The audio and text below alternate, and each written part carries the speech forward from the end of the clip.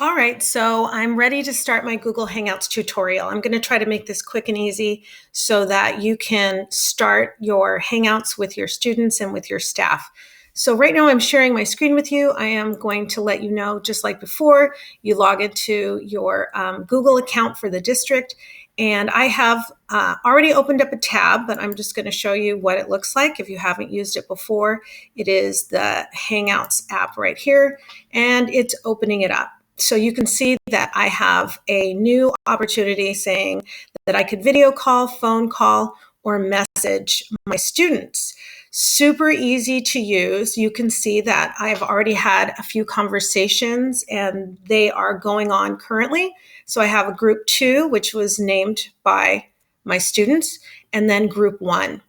So I'm going to click on that just so you can get a chance to see. I have a different tab with both of those open already so that you can see them quickly. So the green bar means that these are students that I am currently in communication with.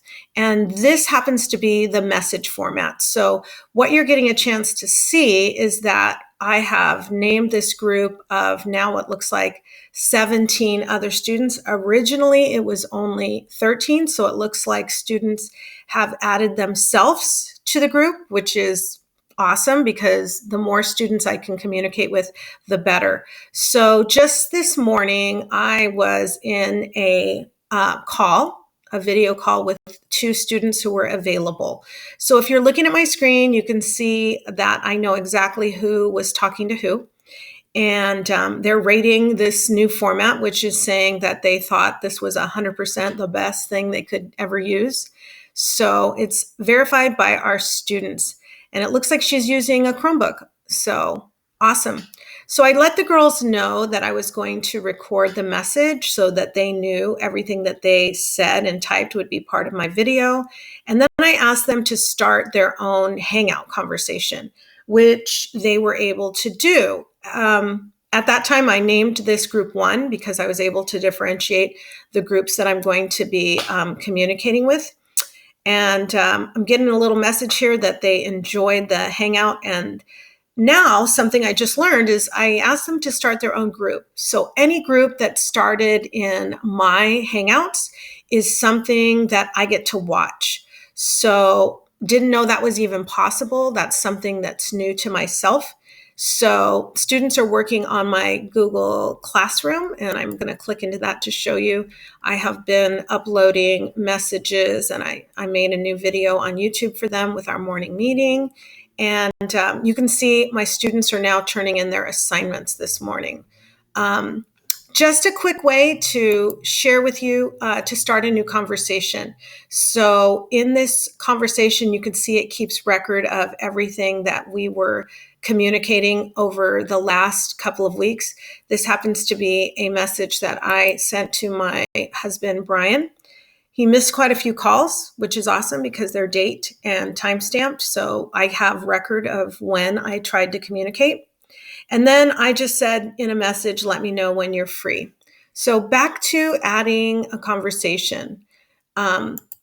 Here, I'm going to let you know that if you want to either start a new group or just contact someone personally, in this situation, I am going to add a person that is a colleague, and her name is Kim. She's my friend.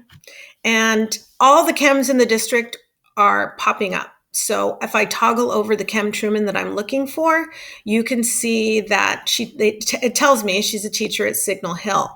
And so now I could add her to my contacts, and she is going to come up and be available to invite. So I'm going to click on Kim. Right now, she has not quite used Hangouts yet, so I'm just going to send an invite. And when Kim is on her Google Drive, or more importantly, clicked into Google Hangouts, she will see this invitation and be able to open it up and respond. So this is kind of another record of how to communicate with people, whether they're students or staff, and also how to monitor conversations that are going on. The nice part about this, unlike some other platforms, is all of the messages are saved. Just one other way to show you, I'm going to X out of this. If I wanted to turn this call into let's go here. If I wanted to turn this call into a video call, I just click the camera, and then you'll see that I'm calling Brian, and my picture shows up, and there you go. There is my video call. If I don't want to have a camera, I can turn that off, and I'm just going to close this since he's not answering. And then it records that he missed a call from me. So I hope this is helpful. I know that I probably went on a little too long, but if you have any more questions, I would just say try clicking on everything, give it a try. You can't break it, and have fun learning about Google Hangouts. Thanks.